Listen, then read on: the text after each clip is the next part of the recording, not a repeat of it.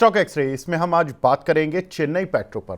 और बात करने की वजह ये है कि देखिए ये जो डेट्स आ रही हैं 27 तारीख का और आगे जीएसटी की रेट्स, बहुत सारी खबरें हैं जिसकी वजह से ये जो ऑयल रिफाइनिंग कंपनीज हैं इनको फोकस में कर लिया गया। और जिस तरह से रशिया को लेकर इंडिया पर पाबंदियां लग रही हैं, टैरिफ्स लग रहे हैं, अमेरिका लगा रहा है, तो उस पूरे समीकरण में चेन्नई पेट्रो कैसे बेनिफिशियल बन रहा है, किस तरह से इसको फ़ायदा हो रहा है, उस पर बात करते हैं। एक रिपोर्ट आई है, बड़ी इंटरेस्टिंग रिपोर्ट है, मैं उस पर बात करता हूं। पहले मैं शेयर का प्रदर्शन बता देता हूं। देखिए रशिया यूक्रेन का जब युद्ध शुरू हुआ था ये काउंटर 94 से 100 रुपए की रेंज पे चल रहा था।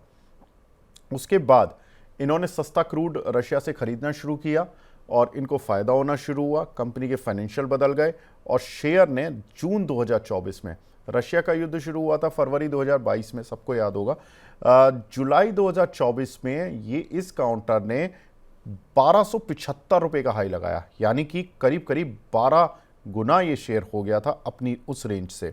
लेकिन अब प्रॉब्लम क्या है कि जुलाई 2024 के बाद से अब हम अगस्त 2025 में खड़े, ये काउंटर लगभग 50% अपने हाई से नीचे आ चुका है।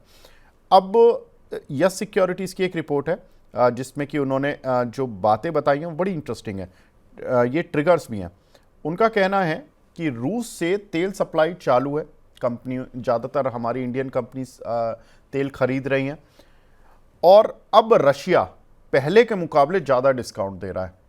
जो हाल फिलहाल में जो लास्ट मंथ तक जो रशिया हमें तेल खरीद पर डिस्काउंट दे रहा था वो करीब $1.5 पर बैरल का दे रहा था, लेकिन अब रशिया ने वो डिस्काउंट बढ़ाकर, जब से अमेरिका से टसल हुई है तब से रशिया ने ये डिस्काउंट बढ़ाकर $2 से $3 पर बैरल कर दिया। इसका मतलब है कि जो भारतीय कंपनियां तेल खरीद के रशिया से उसको रिफाइन कर रही हैं उनको सीधा फायदा मिल रहा है। और उनका कहना है कि दूसरा जो इंपॉर्टेंट ट्रिगर है वो ये है कि चीन में उनका एक सरकारी ऑर्डर है जिसकी वजह से कुछ रिफाइनिंग कंपनियों को अपना ऑपरेशन बंद करना पड़ रहा है। जो कंपनियां 55-60% की कैपेसिटी पर चल रही थी उनको ये एक आया है, वहां की तरफ से नियम आ रहा है कि आप ये रिफाइनरीज बंद करो और जो बेटर यूटिलाइजेशन की कंपनीज हैं, जो बेटर यूटिलाइजेशन पर रिफाइनिंग कंपनियां चल रही हैं वो चलती रहेंगी, जिसकी वजह से चाइना में लगभग 10% का जो रिफाइनिंग कैपेसिटी है वो बंद हो जाएगी। 21 मिलियन बैरल पर डे की अभी कैपेसिटी है उनकी जो वो रिफाइन कर रहे हैं और अब ये घटकर 19 मिलियन बैरल पर डे की हो जाएगी, जिसकी वजह से जो रिफाइनिंग के जो मार्जिन्स है इंटरनेशनल मार्केट में थोड़े से स्ट्रेंथ में रहेंगे, मजबूत रहेंगे। और अगर इन क्वार्टर्स में भी देखें तो Q2 में भी हो सकता है कि जो ग्रॉस रिफाइनिंग मार्जिन्स है चेन्नई पेट्रो के वो करीब 7.3 से लेकर $7.5 पर बैरल के बीच में रहें।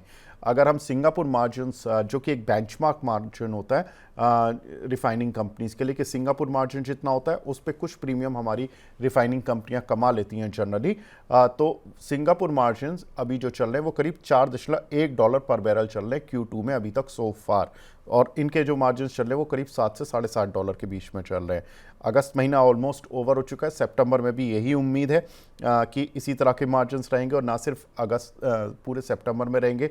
उनको लगता है Q3 बहुत ही बढ़िया रहने वाला है, Q2 भी ठीक रहेगा, Q3 और अच्छा रहेगा और पूरे जो फाइनेंशियल ईयर रहेगा उसमें करीब $7 से $7.5 के आसपास तक मार्जिन्स रह सकते हैं। अब ये रिफाइनिंग मार्जिन्स की बात क्यों हो रही है, क्योंकि $1 पर बैरल का रिफाइनिंग मार्जिन चेन्नई पेट्रो की ईपीएस को 38 रुपये बढ़ा देता है और ये बहुत ही तेज चलने वाला और बहुत तेज इसके फाइनेंशियल में इफेक्ट आता है। केवल $1 पर बैरल से करीब $7 पर बैरल के अगर रिफाइनिंग मार्जिन से, तो आप समझ लीजिए कि इसकी ईपीएस किस तरह से रिएक्ट कर सकती है। 9 मिलियन टन की इनकी एक नई रिफाइनरी अगले 2 से 3 साल में, कंपनी कह रही है FY 28-29 में हमारी ये रिफाइनरी शुरू हो जाएगी। अभी की जो क्षमता कंपनी की करीब 10.5 मिलियन टन पर एनम की है। दैट मीन्स कि कंपनी की लगभग कैपेसिटी डबल हो जाएगी अगले 3 साल में। तो ये कुछ एक ट्रिगर्स पॉइंट बताए हैं जो कि यस सिक्योरिटीज़ की रिपोर्ट में है। उनका कहना है कि कंपनी की जो एस्टिमेटेड बुक वैल्यू है नेक्स्ट जो इस फाइनेंशियल ईयर में करीब 617 रुपये रहेगी, नेक्स्ट फाइनेंशियल ईयर में 688 रुपये हो जाएगी। लास्ट ईयर में इनकी ईपीएस करीब 14.5 रुपये थी। हालांकि थोड़ा भी ग्रॉस रिफाइनिंग मार्जिन नीचे आते हैं तो इनका लॉस भी शुरू हो जाता है, तो पिछले क्वार्टर में लॉस भी था, लेकिन इस क्वार्टर में हो सकता है कि कंपनी थोड़ा अच्छा प्रदर्शन करती हुई दिखाई दे, लॉस टू प्रॉफिट भी आती हुई दिखाई दे। यस सिक्योरिटीज़ कह रहे हैं कि इसको बाय कर चले और इस पर टारगेट रहेगा 1100 रुपये का। लेकिन अब अंशुल जी से टेक्निकल चार्ट समझते हैं कि क्या ये इतना डिजर्विंग है या नहीं है। फंडामेंटल ट्रिगर्स तो बहुत सारे हैं जो पॉजिटिव्स बताए ये सिक्योरिटीज़ ने, लेकिन अंशुल जी क्या बताते हैं जानते हैं। अंशुल जी बताएं। तो देखिए बाइंग क्लाइमेक्स हुआ था इसका 800 प्रिसाइसली बता देता हूँ, गैप के साथ बाइंग क्लाइमेक्स कंफर्म किया था इसने। 880 पे बाइंग क्लाइमेक्स हुआ था और उस लेवल को इसने खराब अर्निंग की वजह से अर्निंग गैप के साथ तोड़ा था। उसके बाद पिटा ये 440 तक, मरा मरा सा पुल बैक देके गैप के पास आया और फिर गिव अप कर दिया। तो अब मोस्ट लाइकली बहुत नीचे ना जाए, रेंज बना ले तो भी कोई डाउट नहीं है, और बहुत नीचे वापस स्विंग लो 435 टेस्ट हो जाए तो भी डाउट नहीं है। तो अपसाइड मेरे लिए लिमिटेड है, डाउन साइड भी लिमिटेड ही है, रेंज ज्यादा दिख रही है। मोस्ट लाइकली 80% चांस है कि रेंज बना लेगा, नीचे करीब 580 600, और ऊपर में अगर 780 800 निकला तो 880 अपर एंड ऑफ द रेंज होगी। तो कोई बहुत लंबा पैसा कमा लेंगे इस बात की मेरे को उम्मीद नहीं है, क्योंकि ये पहले वेल्थ क्रिएटर रहा है, 87 रुपए से 1200 तक गया है, बड़ी वेल्थ क्रिएट करके दिया है। अब जल्दी वेल्थ नहीं क्रिएट करके देगा, almost similar HEG kind of pattern है। शायद गिरावट खत्म हो चुकी है बट अपसाइड जल्दी नहीं बनेगी। तो मेरे लिए अवॉइड ज्यादा है, बाई या सेल की सलाह दोनों तरफ नहीं दिख रही है। ओके अगर अंशुल जी मैं कहता हूं कि ये रिपोर्ट सही होती है फिलहाल के लिए, ये मान के चलते हैं क्योंकि ये फंडामेंटल है, खबरों के आधार पे ये अपना एनालिसिस करके बैठे हैं। अगर मैं कहता हूँ 1-2 क्वार्टर की अर्निंग ठीक ठाक आ जाती है, जो कि ये जैसा ही रिपोर्ट बोल रही है, हम नहीं बोल रहे, कितना तक बाउंस आप देख रहे हो कि ठीक है, हम ये नहीं कह रहे कि लॉन्ग टर्म चलेगा ये शेयर, लेकिन एक छोटा मोटा बाउंस को अगर किसी को प्ले करना हो तो वो कितना किस रेंज का करे? एक मिनट सर, एक मिनट पहले एक आपको याद दिलाऊं, ट्यूसडे को, लास्ट ट्यूसडे को हमने, मैं पिछले ही हफ्ते जब ये ट्यूसडे वाला शो कर रहे थे, इलेक्ट्रा आपको याद है बाई दिया था 1490 हाँ। 1500 की रेंज, आज फटा है एकदम से 1610 रुपए। हम्म। आज फटा है 1610, 7-7.5% आपको मिल रहा है, एक हफ्ते में एफडी का पैसा मिल रहा है, तो बुक कर लीजिए। फिर ये मत बोलिए कि नीचे की बर्थ में कोई नहीं था तो मैं पूछता किससे। अब तो नीचे की बर्थ में मैं बैठा हूं बताने के लिए कि 7% एफडी का पैसा मिल रहा है 1 साल का, एक हफ्ते में बुक कर लीजिए। अब वापस आते हैं चेन्नई पेट्रो पे। देखिए सर एक चीज है, क्या बोलना चाह रहा था मैं इस पे, मैं बाउंस बैक भी नहीं इसलिए सजेस्ट करूंगा या कोई चीज इसलिए नहीं सजेस्ट करूंगा क्योंकि इतना मेरे को एहसास हो गया कि अगर मैं कोई चीज बोलता हूँ, आदमी आधी दूधी सुन के भी उसमें ट्रेड कर ही लेता है। तो I would stick to my view कि मैं इसको कंप्लीटली अवॉइड करूंगा, जिसके बदले मैंने आपको रेट गेन पहले ही शो के स्टार्टिंग में दे दिया था, 517 में वो 524 आ गया। तो उस टाइप का जब तक मेरे को कॉन्फिडेंस नहीं आता है, मैं बाउंस बैक के लिए भी अगर मेरे को थोड़ा बहुत कॉन्फिडेंस होता है तो मैं बोल देता हूँ कि आपको प्ले करना है तो कर लो, मैं नहीं करूंगा, इतना बता देता हूँ। इसमें मेरे का वो भी नहीं आ रहा है, तो मेरे लिए एकदम ही अवॉइड वाली सिचुएशन है कि नहीं करना है, बस नहीं करना है इसको, तो लिस्ट से हटा देना है। इसकी जगह आपको करना आईओसी कर लो, एचपीसीएल बीपीसीएल कर लो, गेल ही कर लो, थोड़ा सा स्लो जरूर हो गया लेकिन चला जाएगा ऑल टाइम हाई पे। 6 महीना ज्यादा तंग करेगा, हो सकता है 8 महीना ज्यादा तंग करे, लेकिन चला जाएगा, इस बात की मेरे को श्योरिटी है, 99% गारंटी है।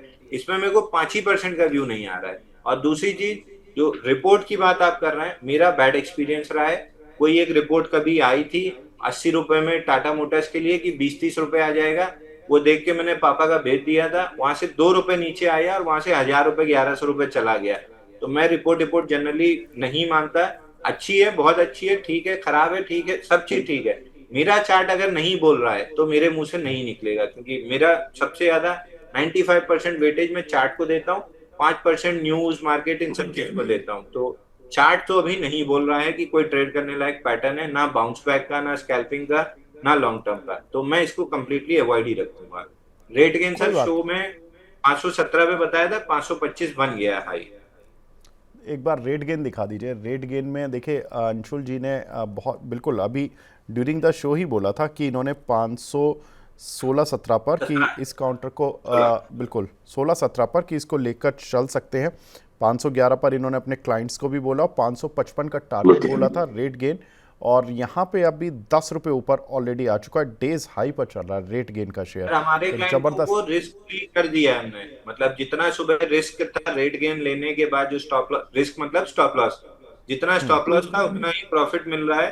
तो हमने आधी बुक कर ली है, ताकि अगर मार्केट गिरे, फूफा जी कोई बम फोड़ दें और ये पलट जाए, तो फिर अब घर से पैसा नहीं जाएगा।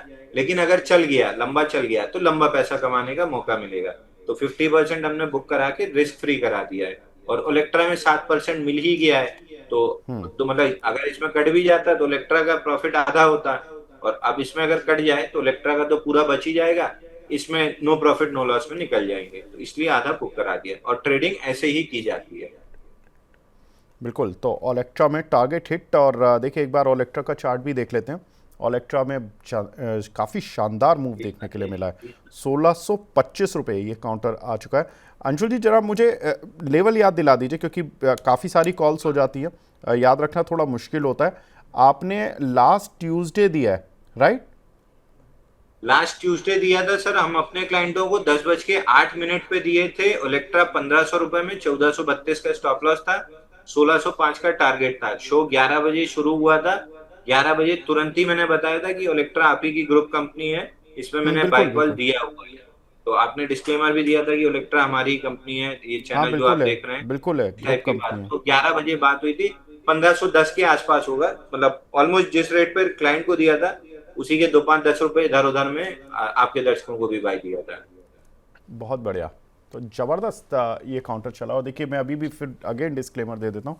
ओलेक्ट्रा ग्रीन जो आप ये काउंटर देख रहे हैं हमारी ग्रुप कंपनी है, इस पर एक ज़बरदस्त मूव देखने के लिए मिला है। काउंटर पर काउंटर अगर आप 3-4 दिन का चार्ट उठाकर देखेंगे तो ज़बरदस्त मूव इस काउंटर पर मिला है। और 18 अगस्त को ये 1450 था, अंशुल जी ने 1500 की रेंज पर दिया था, लेकिन 1630 अब इनके सारे टारगेट्स हिट हो चुके हैं और डेज हाई पर ये काउंटर चल रहा है। ज़बरदस्त मूव देखने के लिए मिला। सेम केस रेट गेन पर है। चेन्नई पेट्रो पे अंशुल जी की नहीं आ रही है कन्विक्शन, तो उसको फिलहाल टेक्निकली छोड़ देते हैं। जिन लोगों के पास फंडामेंटल सोच है, जो इस यस सिक्योरिटीज़ के ट्रिगर से प्रभावित है, सोचते हैं, वो उस टारगेट के लिए कंसीडर कर सकते हैं। तो चेन्नई पेट्रो पर अभी फ़िलहाल व्यू फंडामेंटल है, टेक्निकल व्यू नहीं है अंशुल जी का।